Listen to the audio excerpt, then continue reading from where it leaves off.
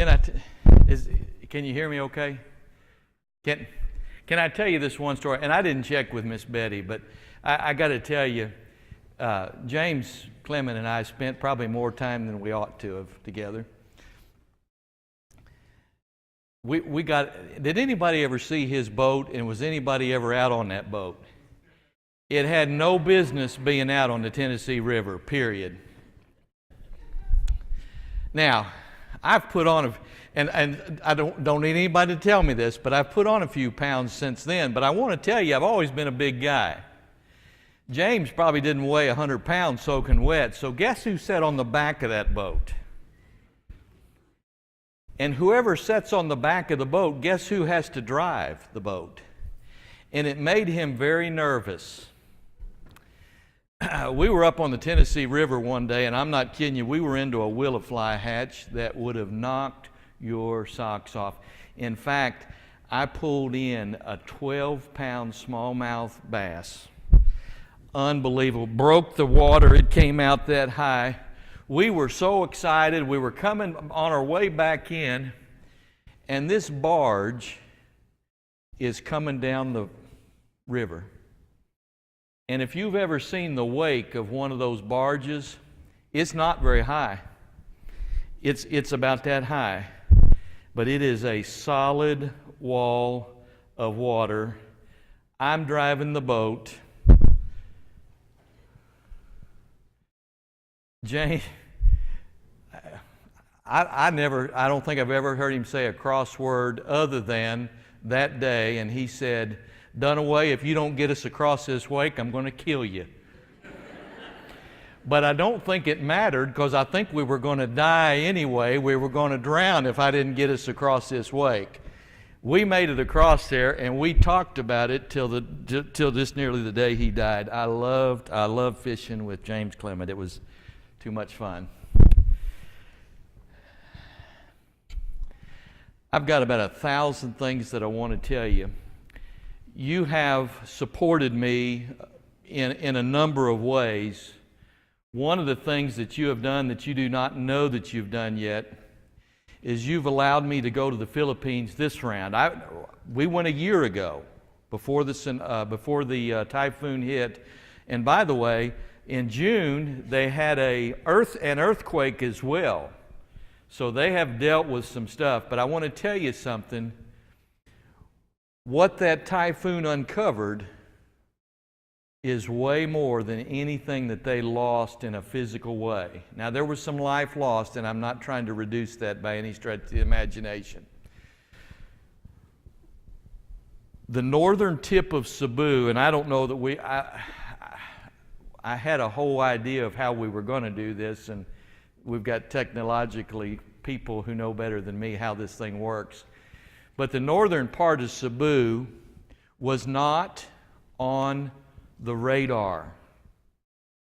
If you watched on the television, Tacloban was the big airport that everybody saw.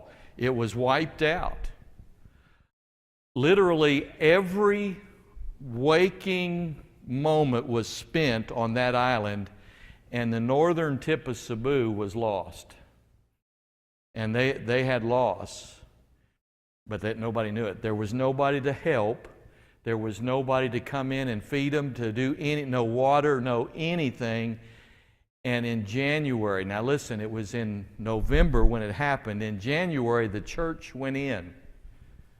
As soon as we could physically go in, we went in, and we were the only ones there.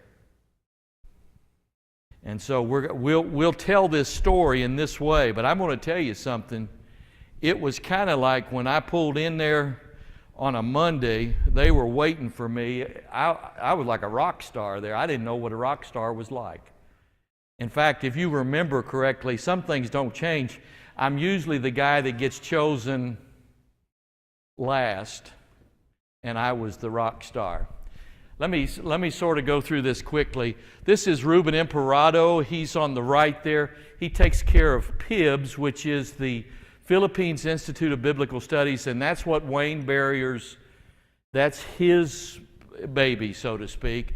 And Brother Emperado is the main man there. And so he's doing he's doing the main work. But he has said, as he goes to the northern part of this island, he says, I've never seen anything like this. He said, it's more than I could even fathom. Now, he teaches a bunch of Bible students. That's what the Institute of Biblical Studies is about. But in this wake of the typhoon, we're going to see some amazing things. The guy on the left is our driver, and he is the mechanic. And if you see this piece of equipment here, I think I got a little better picture of that thing. You would not start out to Muscle Shoals in that thing. I'm just saying. The driver, he's a mechanic, he's a driver. He drives a while and he patches a while. He drives a while, and it's about a 4.5-hour trip from Cebu City up to Cowit and Maruhai, where we were at. So about a 4.5-hour trip in that thing. And if you notice, I'm walking gingerly with my back, and that's the reason. We stopped along the way and got some. This is just along the way. They cut you open a coconut, and that's what you drink on the way. So that's one of the PIB students, and he's drinking some of that. That's the eatery. And how many are germaphobes? You might want to, if you go here, you may want to just go ahead and give that up or do something different, because germaphobes, there's just no room. This is what's waiting for me when I get there. Roughly 220 people are waiting for me to come and teach. These are all brand new Christians. There's not a one of them who know anything about Christianity. And that's why I say this is what's uncovered. Now, you can't see it real well here, but if you look down close in the front, there's children. And I'm talking about not 10, not 20, not 50. I'm talking about there's 100 kids there. And they're all eager and ready to hear about Jesus. It is quite amazing. And so this is them waiting on me. I'll try to go quickly. Alan Brumley is an American who's been there since January. He's been there from the beginning. There was a medical missions team that went in with them. They worked sort of hand in hand. I will tell you, if you want to ask me about the medical mission team afterwards, come see me. But I'll just say this. Wherever there is good being done, don't ever forget that Satan's right there with us. Don't ever forget that, because that's what's really real. They're the kiddos. And I'm not just talking about kiddos that are hanging around. I'm talking about they want to hold your hand. It looks like a school of fish. When they grab a hold of you, there's 15 or 20 of them walking around with you. They want to be with you. They want to hear what you have to say. It is quite amazing. And of course, moms. By the way, human nature does not change. Culture changes. That mom was happy for me to take a picture of that baby. Don't ever forget, human nature doesn't change. Am I doing it right? Apparently not. Can anybody see what that is?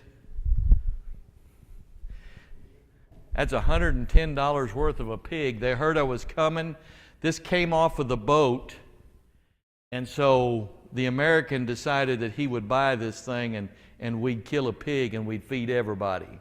Did you see the crowd? We used a lot of rice and a little bit of pig. By the way, it was for me. Do you know how difficult it is to know that every morsel that you eat is one bite that they don't get? That was bothering me. I took what I call a little taste of it so that they could say that they did it for me, but it was really for them. This guy's the guy that roasted it. There's our view from the church building. Pretty nice. I'll show you some other shots. I might anyway. This is nighttime. By the way, they love karaoke. They didn't know they loved karaoke. Just so happened that Alan had some karaoke music, so that's what they're doing under there after it got dark, singing karaoke. Grant, am I not pointing it in the right way? This little girl right here, who, by the way, was a pretty good singer, gorgeous girl, cleft palate. Not a lot they could do for her. They did have it pulled together pretty good. Now, notice how she's holding the microphone. That's by design. When she smiled, though, there was no tooth because of the palate, the closed up. Dental that's a luxury. That's not the real stuff. But she was singing karaoke, and that's all I'll say about that because it wasn't that good. But well, she's way over there. She didn't hear me say that.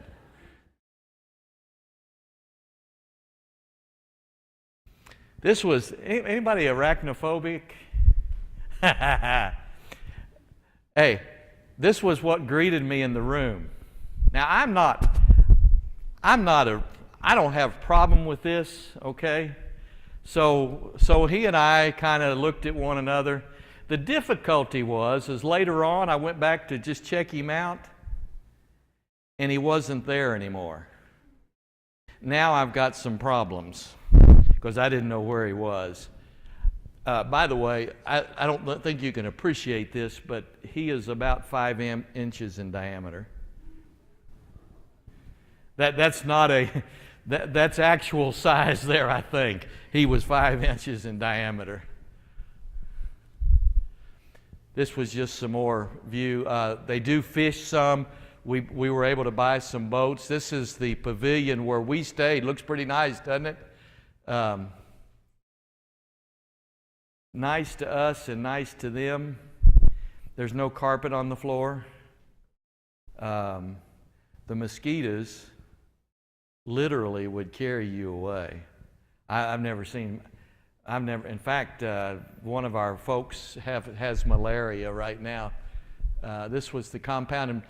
And see the young man, he was sort of our caretaker, but he is also making a fish net. If you can see that across there, he's actually making fish net. This is Leno. He's one of the PIB students.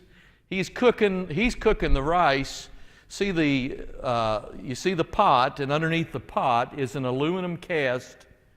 It's a cooker, and then they have bamboo underneath of it, and they take coconut hair and bamboo, and they keep that thing lit, and that's how we cooked. Some of the girls there. Girls are girls. See the little shoes? I call them shower shoes. What do you all call them? That's pretty much what they wear. And the little girl, it's the very back one is Abigail, and she was walking down the hill, and you know how those things sort of pull out sometime? And once they pull out, they're done. So I took these 3 little girls shoe shopping. Remember what I told you about culture and human nature? I'm going to tell you something. Girls, I don't care where they're from, like to go shoe shopping. I'm not kidding you. We took them to a little, they got some more of those flip-flops. They were about $3 a piece. I was the king for $9, man. I'm telling you, I was just tickled to death.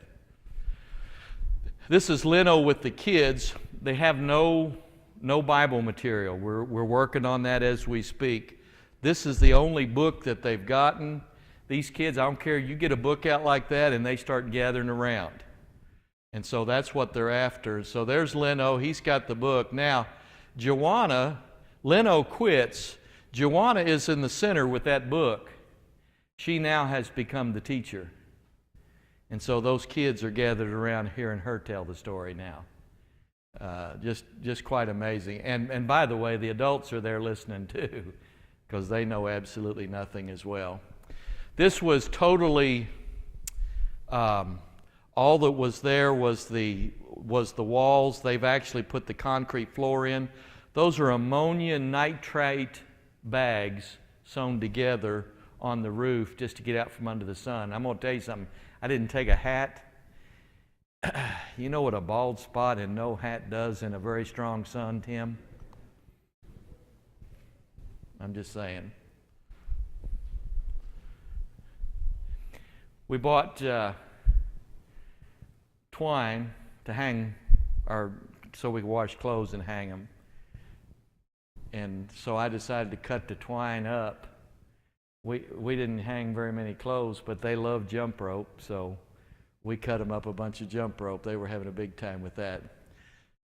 This is what was blown away. So when I say that the typhoon blew them away, what did they really blow away? That's what they live in. No, they don't live in that. They don't live inside. They have 2 rooms. If you're fancy, it has like a side, I call it a lean-to, where that they can cook inside if it's raining. But that's basically home farm. It takes about somewhere between $500 and $700 to build one of those, and that's with the metal. It actually would have bamboo siding on it, and I think I've got a picture of one of those. This is the church building where we met. This is in, and if you hear somebody else say this, you'll know that it wasn't me. It's called Maharuhai, or I call it the Red Mountain.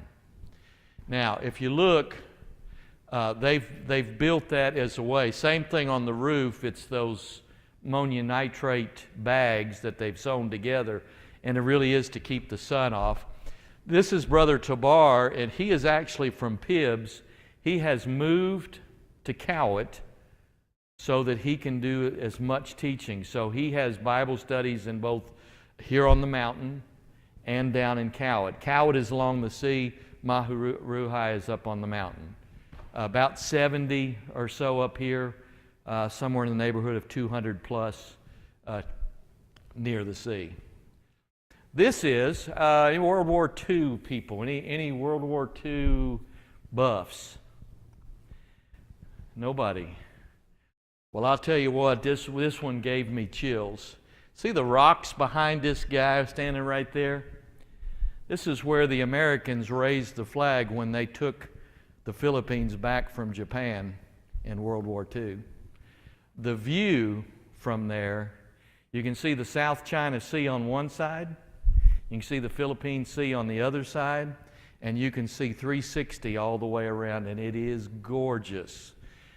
It's a pile of rocks now, but that's where the American flag flew, and that's about 20 feet from that building. This is the Philippine Sea here. It's from up there. It was hard to get the pictures with my equipment. I got cheap stuff. So this little girl was my appendage while I was up on the mountain. She stayed with me. It is about the children, I got to tell you. This group was waiting for me when we came up to teach on the mountain. This is food. I got to tell you, this is a good one. I enjoyed this one. You never worry about protein. Do you see the things toward the right? It looks like a red potato. That's actually a sweet potato. Very tasty, as a matter of fact. When I cut into mine, 4 red ants crawled out from it. I said, well, you gotta, really, your man ought to have some protein when he's eating potatoes, shouldn't he?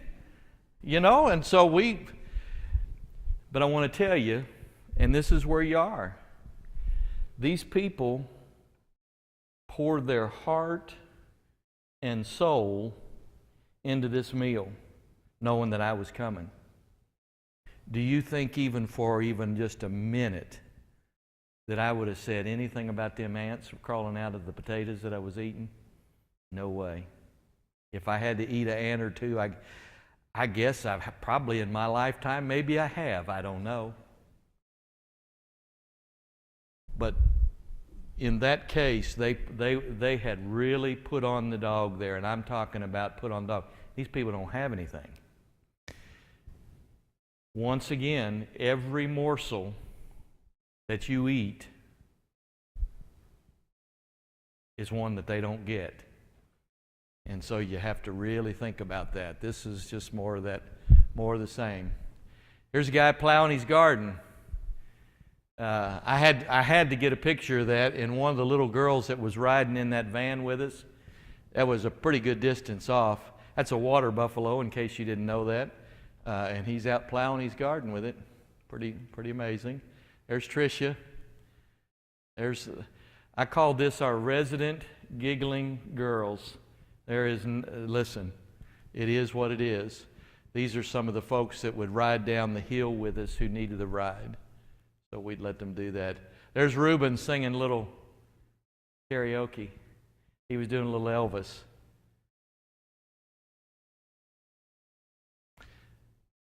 This is coconut wood. Time is it?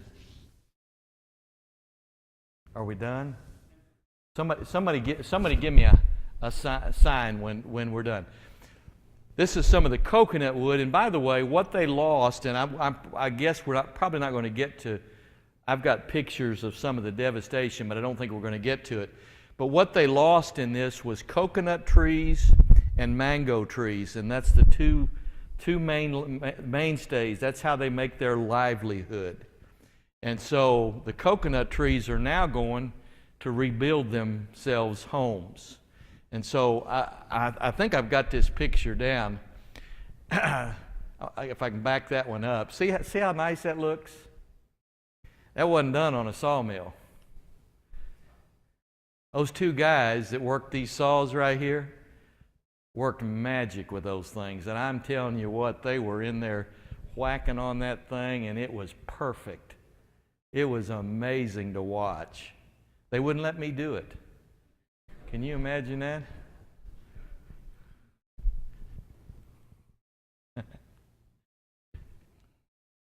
This was my breakfast every morning, minus the dried fish. That's what's in the center there. I would have the boiled eggs. They knew I liked boiled eggs for breakfast, so I had boiled eggs every day. Chickens running everywhere, goats running everywhere. All you know about that is at some point in time, that's supper. There's a little market. It's a dried fish market. And I went down to that fish market. It would take your breath. You couldn't breathe. I don't know. They were cooking this stuff. Ladies, can we talk? Has your man ever come home from work and he kicked his shoes off? It smelled like roses compared to this dried fish cooking. I could not believe that and they loved this stuff. They were into that stuff. And I'm thinking, I think it was just because they was hungry. Don't you? So the rice and I left the rice and the dried fish to everybody else. I had a couple of boiled eggs, and I did get a cup of hot tea every day, which I was thankful for. My American buddy found the iodized salt, so I could have a little salt with my boiled eggs. Uh-oh. I'm going to have to stay over here, aren't I? This is Abigail. Kids, can we talk? Moms, can we talk? This was sort of how things looked. Abigail got the broom out. Nobody told her to get that broom out. I had to take a picture of that for my kids' sake. She's out there sweeping that up and cleaning that up, and it's because it just needed to be done. And I'd say Abigail's probably about 11. They're actually younger than they look. Let's see. No, they're older than they look because of the malnutrition. We know for a fact that some of these kids did not eat every day. Know for a fact. If you remember me talking about Tricia did not eat every day. We suspect a lot more than just a few don't eat every day. The parents eat for obvious reasons. They've got to go to work and make a living. These kids were I said they were so happy they didn't know how miserable they were. And as an American, I got to tell you, boy, it really makes you think about who am I? Who am I? Crazy. There's what it might have blown away. This actually didn't get blown away. This is all still. And remember how pretty the sea looked? That's kind of what the town looks like. They painted and fixed knowing I was coming. See the tin? That was tin that they gathered from where it blew from the typhoon, and they got some paint and painted it. See the little green things? They planted that for me too. I think that was a coconut tree, I believe, but they were trying to spruce it up knowing I was coming. There's some more sprucing up. If you look real close, that's nothing but garbage along the wall there. This is back up on the mountain. That's Brother Tobar. He's the song leader, but he also does a lot of the translating. The kids speak English for the most part. The parents do not, so you're usually at a loss there. They built this onto the side of the church building so that when you all come to stay, you've got a little place to hang your hat. They knew I was coming, so they gathered to have Bible study.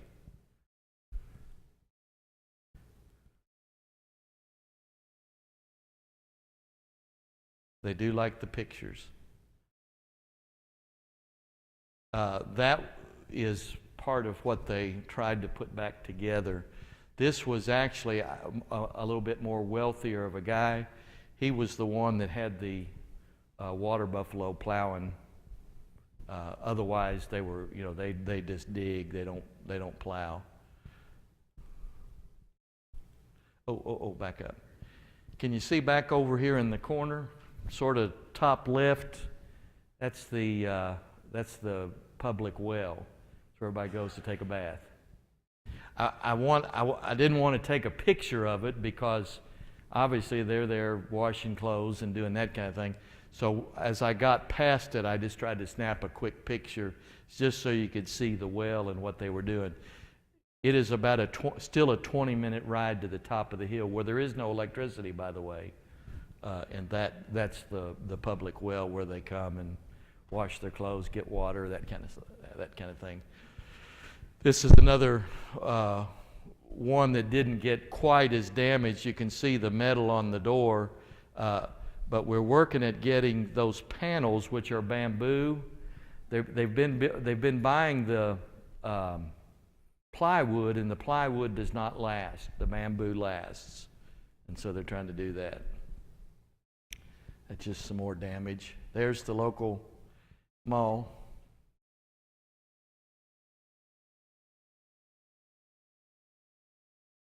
This is the church building again. I was getting ready to teach.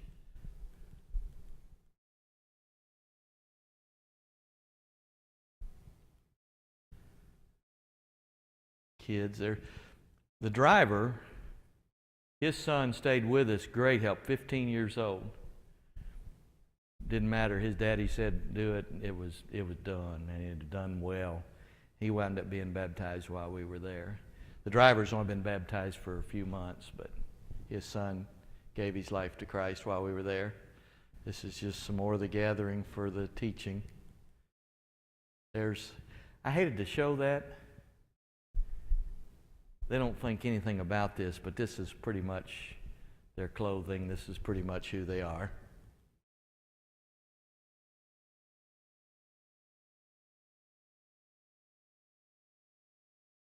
They do like their picture taken. This was movie night. They hooked up the Passion of the Christ, and so the kids, it was a novelty to see them. It was more of a novelty to see the movie than it was to see the movie. If that makes sense. On top of the hill, they make charcoal. Only way they got to make a living right now because the coconut trees and the mango trees. So Reuben, he buys charcoal. Anybody want to buy some charcoal? He bought I don't know how many bags of charcoal just so they'd have something to live on.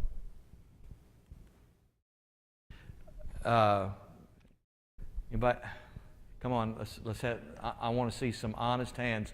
Who's had a rotisserie chicken from Walmart? It's cheap and good, isn't it? Rotisserie chickens are everywhere. And I'm talking about everywhere. When you see these gals, when I was going to take a picture of the rotisserie chicken, they wanted their picture taken too. These things are everywhere. We ate rotisserie chicken a lot. They were about $2 a piece. American money. I'm not sure what that translates out into pesos. I never did quite get that figured out. She was happy about us buying them, though.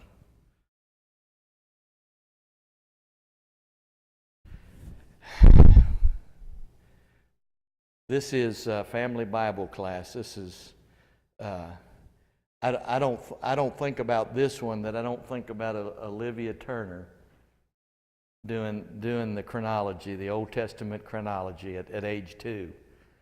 And that's what we were doing right there. They were having a big time. I was having a big time. Who? Uh-oh. Is that my time? You wanted to know, so you got it.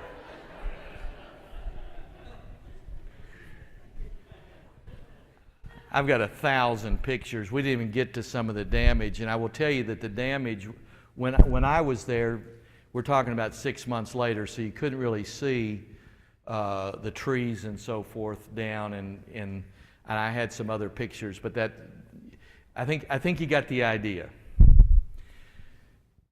The Lord willing, we'll go back. We're going to try to get. Like I said, it takes about between $500 and $700 to build one of those huts. It's a 2-room hut. If we do the lean-to on the side where they can cook indoors, it's probably closer to the $700. We're going to try to do that. The guy that's over there, Alan Brumley, is a good organizer, and so we'll work at that. But what I want to say to you is the bigger picture here is not rebuilding necessarily. The bigger picture is there's about 300 Christians, brand new Christians, that need their feet firmly planted in the Word. And so you've allowed me to go and to help in that, and I am greatly appreciative of that. And there's so much more to do, and Reuben feels overwhelmed, and I talked to the elders a little bit tonight. Reuben has an 1.5 inch kidney stone that's not going anywhere.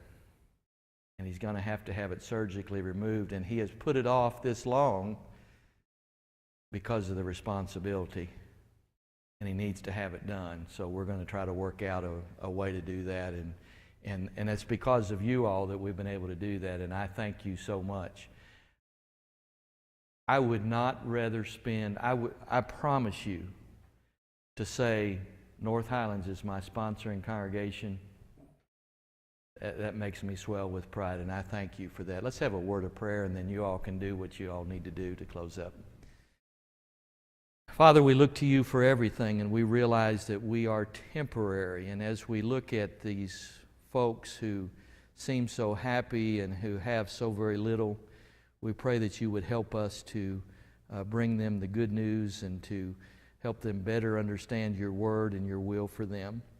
Father, as we serve in this way, and we know that there are many places that need to be served, we're thankful for the work that you're able to help us do in Guyana and other places, and we're thankful that you provide for us in this way. Father, as we look to the future, help us to do more. We ask it in Jesus' name. Amen.